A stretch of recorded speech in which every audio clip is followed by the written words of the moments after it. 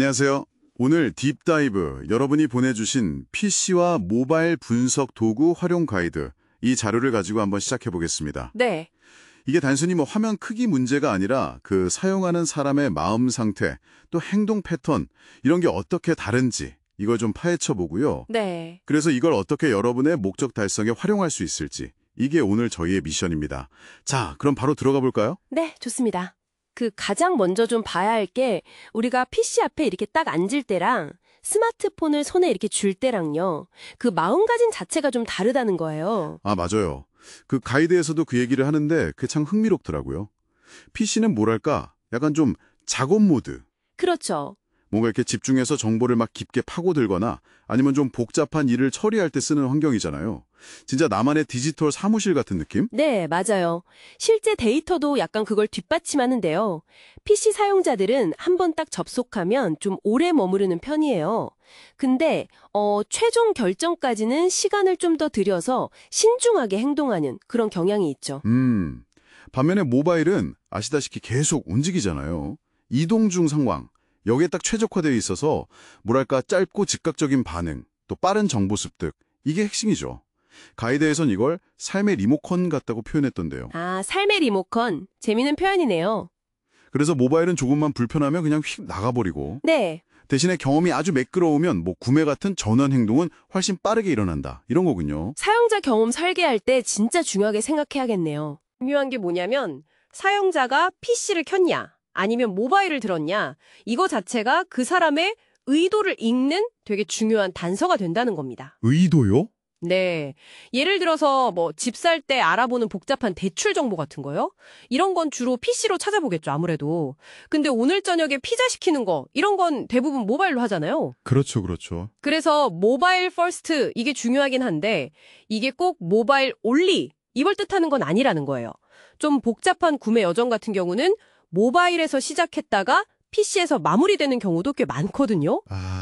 그러니까 모바일 전환율만 너무 들여다보면 PC에서 일어나는 중요한 탐색 단계를 그냥 놓칠 수도 있는 거죠. 그렇군요. 그러면 이런 심리적인 거, 행동 차이, 이게 데이터로는 구체적으로 어떻게 보이나요? 뭐부터 좀 봐야 할까요? 일단 가장 기본은요. 역시 데이터를 기기별로 딱 나눠서 보는 겁니다. 가이드에서도 계속 강조하는 부분이고요. 네. 아주 간단한 필터만 걸어봐도 예를 들어서 우리 서비스 방문자 70%가 PC 사용자들이었네? 이런 큰 그림이 바로 보이거든요? 아, 네네. 그 다음엔 이제 핵심 지표, KPI라고 하죠. 이걸 비교해보는 거예요. 가령 모바일에서 유독 회원가입률이 낮다. 그러면 이게 가입 절차가 모바일에서 좀 불편한가? 이렇게 의심해 볼 수 있죠. 또 장바구니에는 막 담는데 결제율이 떨어진다. 그러면 결제 단계에서 뭔가 문제가 있나 보다. 이렇게 생각해봐야 하고요. 이 PC 웹보다 모바일 웹, 그리고 모바일 웹보다는 그 하이브리드 앱 사용자가 훨씬 많았다고요? 네, 맞아요. 저는 이게 좀 의외였어요. 보통 큰 금액은 PC에서 할 것 같은데 참고로 하이브리드 앱은 웹 기술 기반이지만 스토어에서 다운받는 그런 앱 형태를 말하는 거죠. 네, 맞습니다. 그게 참 흥미로운 지점인데요. 이게 뭘 의미하냐면 앱 사용자는 그냥 다른 채널 고객이 아니라 어쩌면 우리 서비스의 가장 충성도 높은 핵심 고객층일 수 있다. 이런 해석이 가능한 거예요. 아, 충성도. 네. 앱을 설치한다는 그 행위 자체가 이미 높은 관여도를 보여주는 거니까요. 그리고 여기서 더 나아가서 단순히 방문 수나 클릭률 이런 숫자 말고요. 사용자의 구체적인 상호작용 데이터를 봐야 합니다. 상호작용 데이터요? 예를 들면요? 예를 들어서 모바일에서 화면을 이렇게 축소하는 줌아웃 행동이 자주 보인다. 그러면 이거 PC용 페이지가 모바일에 잘못 뜨고 왔는 거 아니야? 이런 강력한 증거가 될 수 있고요. 또 화면 어느 부분을 주로 이렇게 터치하는지 보여주는 탭 히트맵 같은 걸 보면 이 중요한 버튼이 사용자 눈에 잘 안 띄나 아니면 외면받고 있나 이런 걸 알 수 있죠. 이런 데이터가 바로 그 숫자들이 왜 그렇게 나왔는지 그 이유를 설명해주는 실마리가 되는 겁니다. 와, 그렇군요. 듣다 보니까 이 PC랑 모바일의 전략적 역할 분담 이것도 되게 중요해 보이네요. 가이드에서 비유가 참 인상적이었는데 PC 기반의 그 비즈니스 인텔리전스, BI라고 하죠. 이게 조직의 사령부 같다고. 네네. 깊이 있는 분석으로 장기 전략을 짜는 그런 역할. 맞습니다. 그에 비하면 모바일 BI는 뭐랄까 현장 요원, 아니면 손목 위에 스마트워치 이런 거에 가깝죠. 스마트워치요? 네.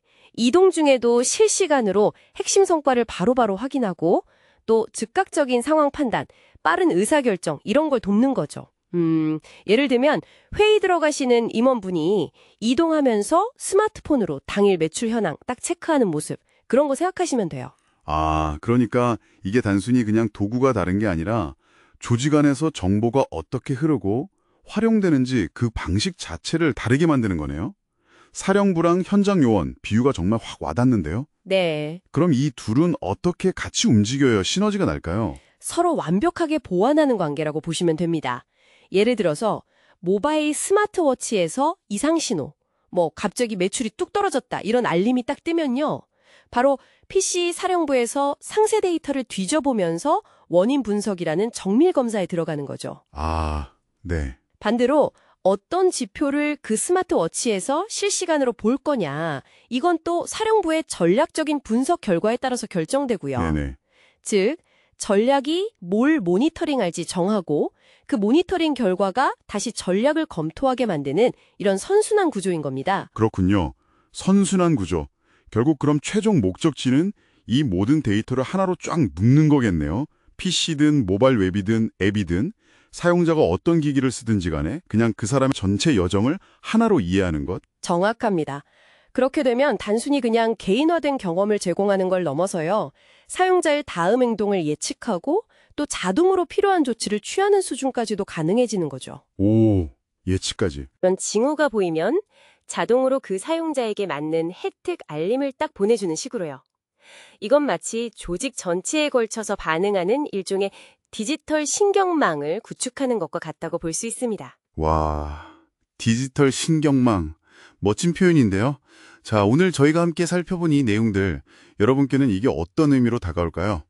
중요한 건 PC냐 모바일이냐 이걸 선택하는 문제가 아니라 PC와 모바일이 어떻게 함께 작동하면서 시너지를 낼 수 있는가, 이걸 이해하는 데 있는 것 같습니다.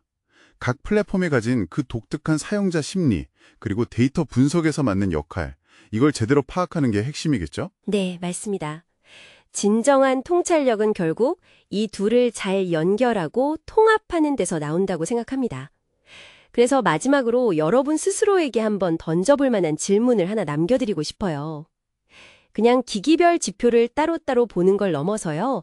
여러분이 지금 하고 계신 업무나 프로젝트 혹은 정보를 소비하는 방식에서 이 모바일이 주는 빠른 신호랑 PC가 주는 깊이 있는 분석 능력을 어떻게 조합하면 좋을까요? 그렇게 해서 어떤 문제가 수면 위로 확 드러나기 전에 사용자의 필요를 미리 읽어내거나 아니면 해결책을 먼저 찾아낼 방법은 없을까요? 한번 고민해 보시면 좋겠습니다.